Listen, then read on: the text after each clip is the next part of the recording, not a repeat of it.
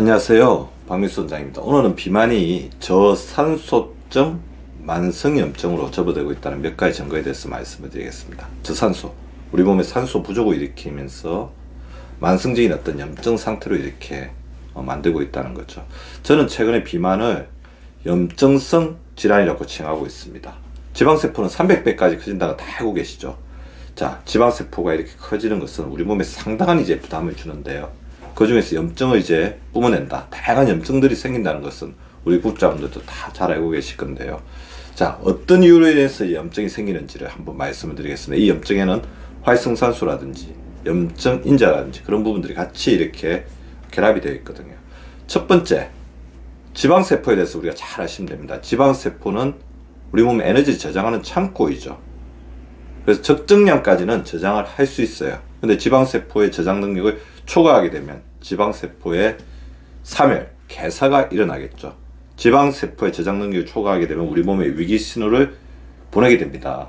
이런 어떻게 보면 대사 기능이 문제가 되면서 우리 몸에 필요 이상의 노폐물, 찌꺼기들이 쌓이고 있다는 거죠. 우리 몸에 넘쳐나는 에너지는 찌꺼기라고 생각하시면 됩니다. 우리 몸에 찌꺼기, 쓰레기가 쌓이게 되면 어떻게 되겠죠? 우리 몸이 오염된다는 거죠. 오염의 가장 대표적인 어떤 양상으로 나타나는 게 혈관인데, 혈관에 어떤 문제들이 생기면서 고혈압, 당뇨, 고지혈증의 원인이 됩니다. 그리고 저강도 염증 상태가 계속해서 오랫동안 지속이 되게 되고, 이런 부분이 만성염증으로 이제 그만 들여보내라, 너는 이제 그만 먹어야 돼, 그 경고 신호가 염증성 인자, 염증 인자의 사이토카인을 뿜어내는 거라는 거죠. 이런 부분들이 우리 몸들의 세포들에게 손상을 주고, 이런 손상은 DNA 쪽이 작동하게 되고 그것이 암으로 전환되기도 합니다. 두 번째, 대식세포라는 어떤 우리 몸의 면역세포가 활성화되는데요. 대식세포는 당연히 이제 우리 몸에 적이 들어왔을 때 그것을 이제 공격하게 되는데, 지방조직 내 대식세포가 지나치게 이렇게 활성화되게 되면 우리 몸의 자가면역 상태, 우리 정상세포를 공격하는 만성염증성 상태가 된다는 거죠. 어떻게 보면 자가면역의 시발점이 우리 몸에 초과된 지방세포를 통해서, 커지고 있는 지방세포를 통해서 나타날 수가 있습니다. 더불어 제가 아까 처음에 서두에 저산소증 만성염증이라고 말씀을 드렸죠. 지방조직이 확장된다.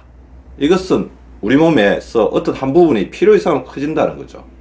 적절하게 이 정도의 수준을 유지하고 있어야 되는 지방조직이 이렇게 확장되어 버리면 우리 몸의 다른 세포 부분에서는 위축이 나타날 수밖에 없죠. 그래서 비만에 의한 지방조직 확장은 조직 내 산소 공급에 부족을 초래하게 됩니다. 지방 내 산소가 많이 이렇게 공급되게 되니까 당연히 이제 우리 몸의 필수적인 어떤 조직들은 저산증, 물에 빠진 상태, 산소 공급의 저하 상태가 이루어진다는 거죠. 자, 산소가 부족하게 되면 어떻게 됩니까? 우리 몸에 활성산소가 늘어나게 돼요. 활성산소 스트레스가 증가되고 이게 DNA의 손상을 일으키게 된다는 거죠. 그래서 비만인 사람들이 황산화력이 떨어져 있고 활성산소 수치가 높은 게 이런 부분하고 연관이 되어 있고, 이것이 나중에 암으로 연결되는 원인하고 굉장히 결합이 되어 있는 거죠. 그 다음에 우리 몸속에 쌓이는 이 내장지방이 어디에 쌓여 있습니까? 이 복부 중앙 부분에 쌓이고 있죠. 이 부분은 우리 몸 핵심적인 장기들이 다 있죠. 그 내장지방이 이소성 지방이라고 들어보셨을 겁니다.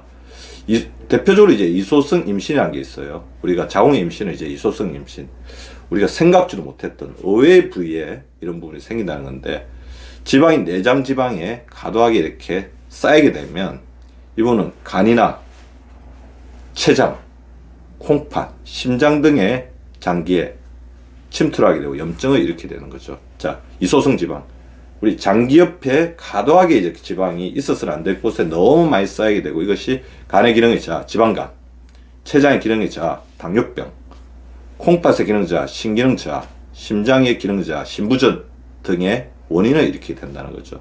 더불어 이게 쌓이게 되면 우리 장기에 기름이 끼게 되니까 어떻게 됩니까? 장기의 기능이 떨어지게 되겠죠. 대사 기능의 감소도 이루어질 수가 있고요. 세포의 변형을 일으키는데 가장 중요한 원인이 될 수가 있다는 겁니다. 자, 그러면 비만이 저산소증 만성염증화 되고 있는 신호들, 어떤 것들이 있을까요? 첫 번째는 윗배가 볼록한 겁니다. 아까 제가 금방 말씀드렸던 내장 지방이 이소성하고도 관계가 있는 거죠.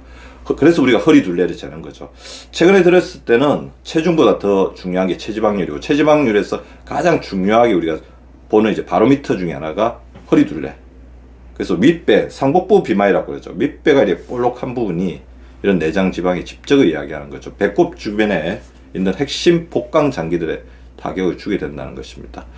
두 번째, 살이 찌게 되면, 우리 체중이 늘어나게 되면 또 어떤 문제가 있냐면 우리 호흡길이 있죠. 숨길이라고 하는 이 부분에도 지방이 늘어나게 되거든요. 그래서 잠의 질이 좋지 않게 됩니다. 코골이, 잠꼬대를 하게 되고요. 자, 코골이가 심하다는 건 뭡니까?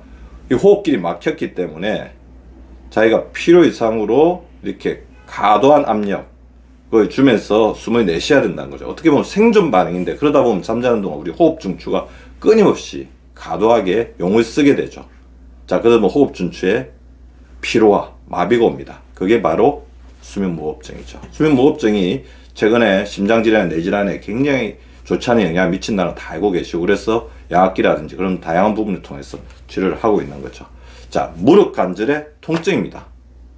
당연히 이제 체중이 늘어나게 되면 이 무릎 관절에 염증을 주게 되는데, 이제 무릎 관절은 저는 이제 또 다른 이제 만성 염증의 시작이라고 보고 있거든요. 자, 무릎 관절에 통증이 생겼다는 것은 우리가 움직일 때마다 끊임없이 뼈와 뼈가 닿으면서 염증 물질이 되게 되고, 이분이 혈관 쪽으로 가게 되면서 우리 몸의 만성 염증 상태를 더욱더 악화시킨다는 거죠.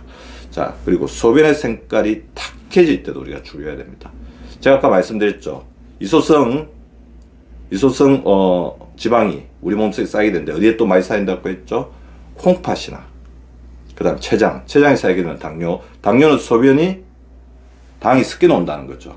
그 콩팥의 기능이 떨어지게 되면 당연히 이제 이것을 원활하게 소변을 해독시키는 그런 작용이 떨어지게 되는 거죠. 그래서 소변의 색깔이 탁해진다는 것도 굉장히 중요한 징조라고 볼 수가 있을 것입니다. 자, 또 췌장 쪽에 손상을 주게 되면 인슐린 기능 저하되겠죠. 식곤증. 자, 우리가 식사를 하게 되면 인슐린이 이렇게 분비되면서, 자, 당이 올라갔던 당이 쭉 떨어지게 됩니다. 식후에 그래서 굉장히 무력감, 그걸 느끼기 좋죠. 식곤증이 있고요. 하루 종일 우리 인슐린이라는 것을 제가 항상 말씀드리죠. 에너지 호르몬, 우리 몸에 에너지 저장했다 필요할 때 내 쓰는 건데, 그것을 잘 못하게 되니까 그런 문제가 생기는 거죠. 그래서 제가 이런 부분을 막는 데 있어서는 또 굉장히 중요한 게 뭐라고 생각을 하냐면요. 거꾸로 식사법이 굉장히 중요합니다. 그래서 박민수 박사님, 그러면 이 부분을 어떻게 해결할까요? 자, 이야기하는데, 우리가 같은 식사를 하더라도 반드시 거꾸로 식사법, 밥 한 번, 반찬 한 번, 밥 한 번, 반찬 한 번이 아니라 채소 한 번, 고기 한 번, 밥 한 번, 채소 한 번, 고기 한 번, 밥 한 번 하면서 비탄수화물 2, 탄수화물 1에 그런 또 비율을 굉장히 중요하게 잡아주시고요. 비만을 제가 조절하는 데서 저는 가장 중요하게 생각하는 게 천천히 식사하는 것입니다. 그래서 30분 이상 우리 꼭꼭 씹어 먹으라고 그러죠.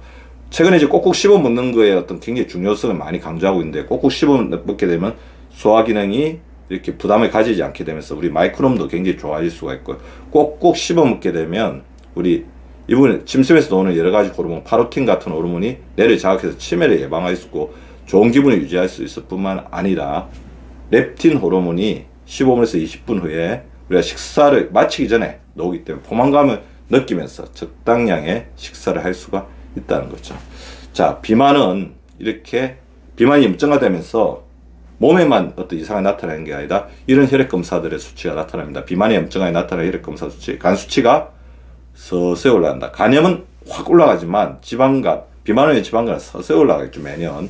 물론 이제 우리가 1년마다 한 번씩 한다면 어느 순간 굉장히 올라있는 OTPT 간 수치를 볼 수도 있습니다.